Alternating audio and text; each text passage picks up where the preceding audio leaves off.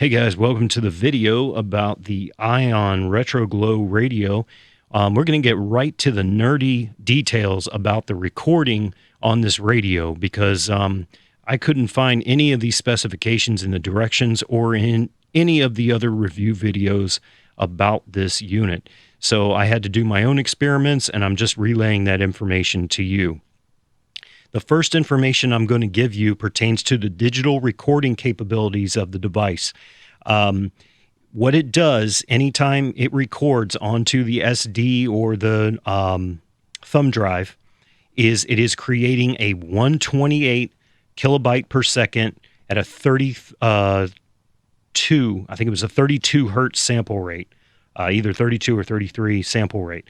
So that is not by any stretch of the imagination up to par with CD quality sound or anything like that. So the sample rate is lower. Technically 128.44 is where they say per se that you're getting to CD quality sound. I kind of disagree with that. I don't use 128. I always use higher compression rates.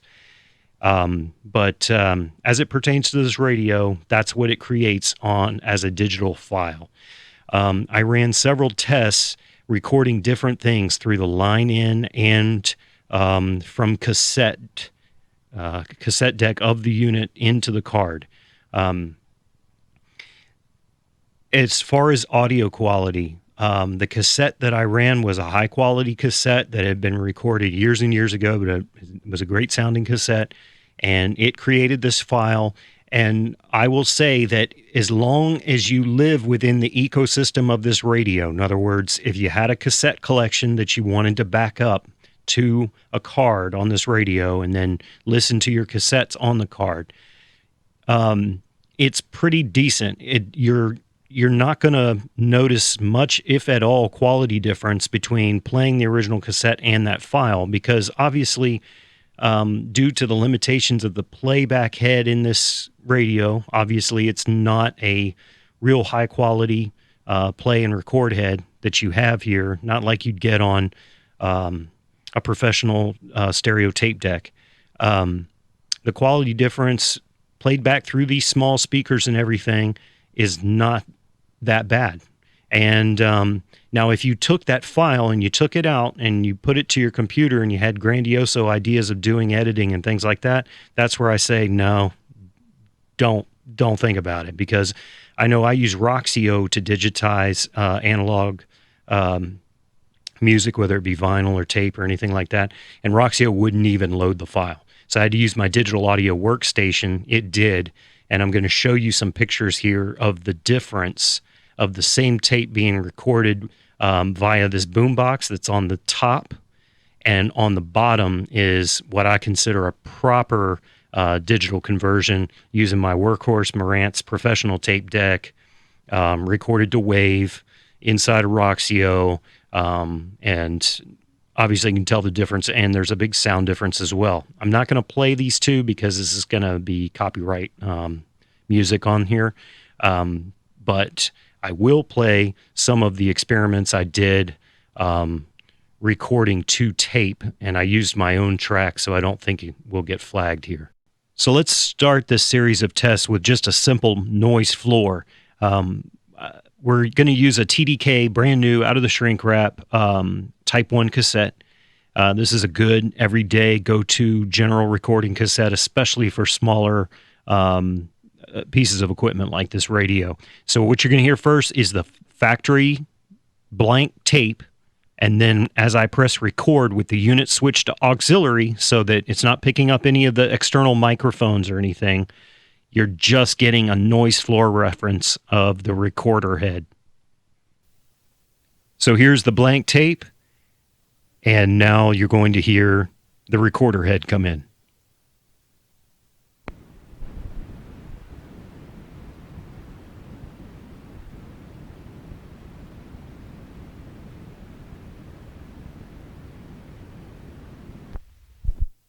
So not good, but you know, guys, I know we're dealing with a small personal listening device, a boombox, but honestly, I've had boomboxes back in the 80s very similar to look and design of this, and the tape heads did a much better job than that. So even when we're in a kind of an apples to apples comparison here, because I know that I'm used to working with higher end tape decks and equipment and things like that, so I'm not trying to be overly critical here, and my expectations weren't set very high from the beginning, but even when you're going to play back something, as you'll hear here in a second, on the radio itself that you've recorded, at least you should be able to get decent quality sound in the ecosystem of the radio.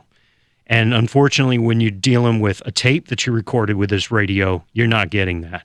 You're getting a serious degradation of sound. So here it is. Here's the original file of my track, just a few seconds snippet, and then we're going to hear what the unit recorded via the SD card.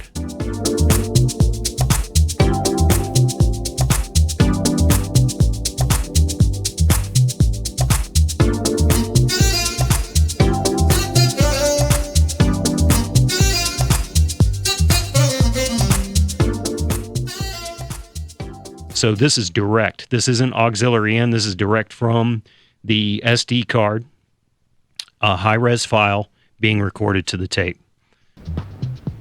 So I'm going to be fair here that my cell phone was close to the radio in this first portion here.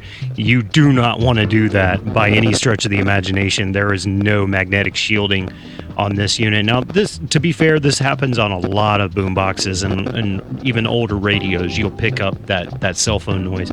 But I got the cell phone away from the radio here at the end, so you'll hear that it cleared up a little bit, but I mean, this is just downright awful. Okay, now let's check out the aux in. This is another short snippet of a tune, a high-res digital file that was going auxiliary in to the radio. A few seconds here.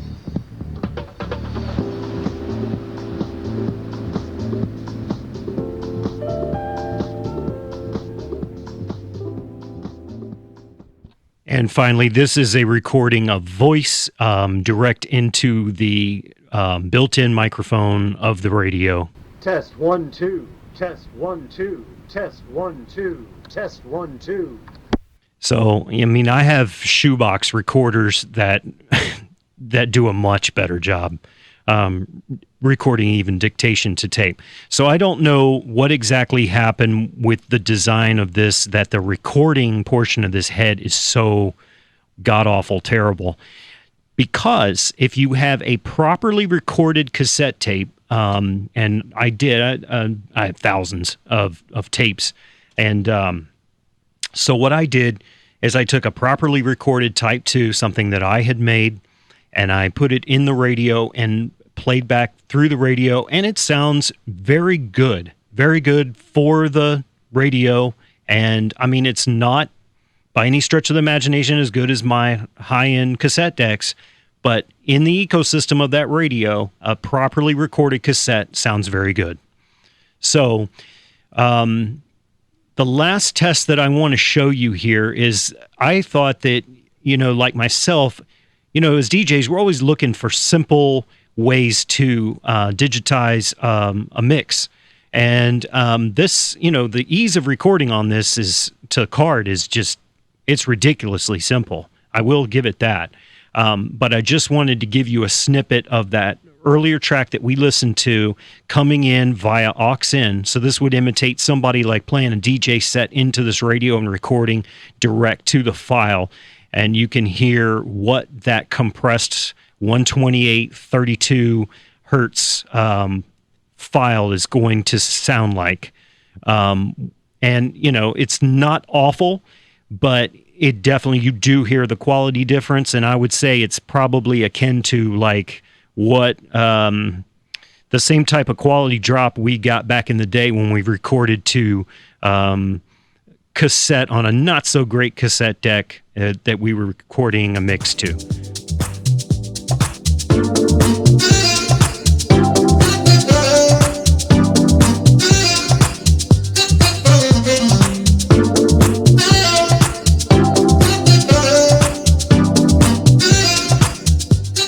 You can also hear in there how loud it creates the highly compressed file, and the auto leveling of the system is like intense. And here we go back to the original file, so you can just kind of hear the difference, and you can really pick out from the previous file those artifacts and things that high compression rate gives.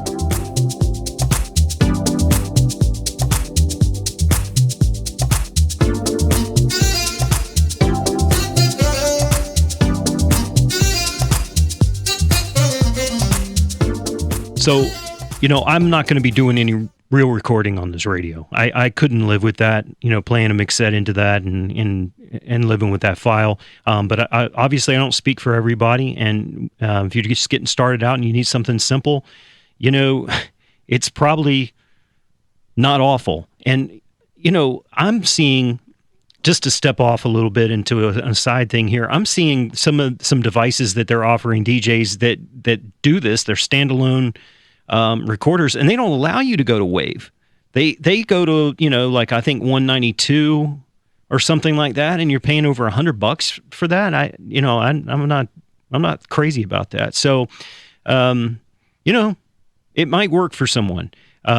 What it would work for me is if I Bluetoothed into it and I wanted to record some voice samples from a podcast or something that I was listening to, because that compression rate on voice is not terrible, and it's actually can do some positive things to voice, bringing it to level and taking some of the low end out.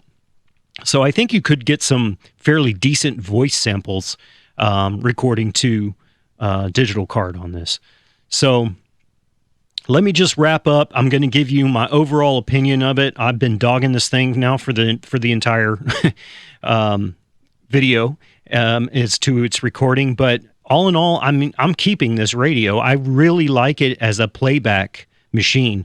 It looks super cool. I'm not crazy about the lights. I keep them off, LED lights, but the analog VU meters are really cool. That was a nice touch. Anytime you have analog VU meters on an antique piece of stereo equipment, the coolness factor goes way up, and so does the price tag. And they put this on there, and it's cool. Now, they have nothing to do with recording. They're only in line to the speakers. So as you increase the volume on the radio, you see them dance more. That's it. So don't think that they're monitoring anything. Tweeters are fake, but overall, speaker technology has really grown, and so it's very inexpensive now for these companies to produce good sounding, small listening devices that you can be proud to take somewhere and play. This is not a block party rock box Bluetooth speaker. Don't think you're going to buy it and have great big sound. This is for a small room. I like it on my nightstand. It works extremely well at very low volumes. I like to load a bunch of songs on the card, or load a mix on that card, and drift off to sleep at night with this set almost where I can barely hear it. But like I said, it does very well. Sometimes it's hard to get some of these Bluetooth speakers and things to act right at extremely low volume levels, and this does a really good job. So it gets my approval as a cool little playback radio, and I got it on sale, so I'm keeping it. And I hope all of this technical data and stuff that I tried to present helps somebody out there. If you'd like to see more videos on doing proper digital conversions on analog recordings, I really feel like that's kind of becoming a lost art among consumers. And you just can't walk into stores anymore and get the great software that we used to be able to do a good job archiving analog recordings. And I don't know if that's something that I should pick up here and explain what I use. And I'll tell you right off the bat, I use old software. I use old computers. I'm not a big fan of the way things have gone in software and downloading and streaming, and it's made everybody extremely lazy. So anyway, just a little bit of 2 cents there. Hope you enjoyed the video, and we'll see you again next time.